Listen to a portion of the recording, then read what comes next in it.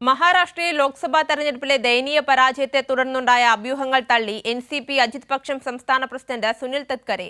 കഴിഞ്ഞ ദിവസം അജിത് പവാറിന്റെ വസതിയിൽ ചേർന്ന തെരഞ്ഞെടുപ്പ് അവലോകന യോഗത്തിന് ശേഷം മാധ്യമങ്ങളോട് സംസാരിക്കുകയായിരുന്നു തത്കരെ. അതേസമയം അവലോകന യോഗത്തിൽ നിന്ന് 5 MLA-മാർ വിട്ടുനിന്നു.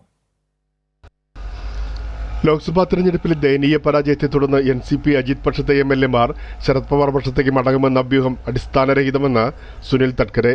19 MLA-മാർ ശരത് പവാർ പക്ഷവുമായി ബന്ധപ്പെട്ടെന്ന റിപ്പോർട്ടുകൾക്ക് പിന്നാലെയാണ് എൻസിപി സംസ്ഥാന അധ്യക്ഷന്റെ പ്രതികരണം.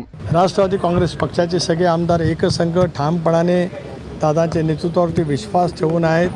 उलट मागे जी काय अनौपचारिक चर्चेमध्ये मी जे म्हटलेलं होतं അജിത് പക്ഷം NDA വിടുമെന്ന അഭ്യൂഹവും തത്കരെ തള്ളി.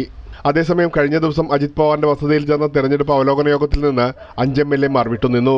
सभी ने बताया कि हम आपके साथ ही रहने वाले, पार्टी में ही रहने वाले, सब मिलके ये परिवार है, ये परिवार हम आगे.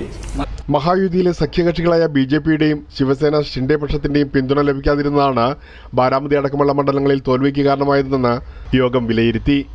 बारामतीत में कमी पडलो हे निर्विवाद सत्य. വിഷയത്തിൽ അതൃപ്തി BJP കേന്ദ്ര നേതൃത്വത്തെ അറിയിക്കുവാനാണ് പാർട്ടിയുടെ തീരുമാനം. ലോക്സഭാ സീറ്റിൽ 4 സീറ്റുകളിൽ മത്സരിച്ച എൻസിപി അജിത് പവാർ പക്ഷത്തിന് 1 സീറ്റിൽ മാത്രമാണ് ജയിക്കാനായത്. ബാരാമതിയിലെ തോൽവി പാർട്ടിയുടെ കരുത്ത് ചോർത്തിയെന്നാണ് യോഗം വിലയിരുത്തിയത്. അജിത് പവാറിന്റെ നിയമസഭാ മണ്ഡലത്തിൽ പോലും സുനേത്ര പവാർ പിന്നിലായി. കാരണം തേടിയ മാധ്യമങ്ങൾക്ക് മുന്നിൽ പൊട്ടിക്കരഞ്ഞാണ് സുനേത്ര പ്രതികരിച്ചത്.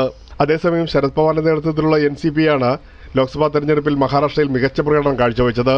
ചിഹ്നവും ഭൂരിപക്ഷം നേതാക്കളും നഷ്ടപ്പെട്ടിട്ടും പുതിയ ചിഹ്നവുമായി മത്സരിച്ച 10 സീറ്റുകളിൽ 8ലും വിജയമുറപ്പിച്ച ശരത് പവാർ തന്നെയാണ് മഹാരാഷ്ട്രയിലെ കരുത്തനായ നേതാവ്.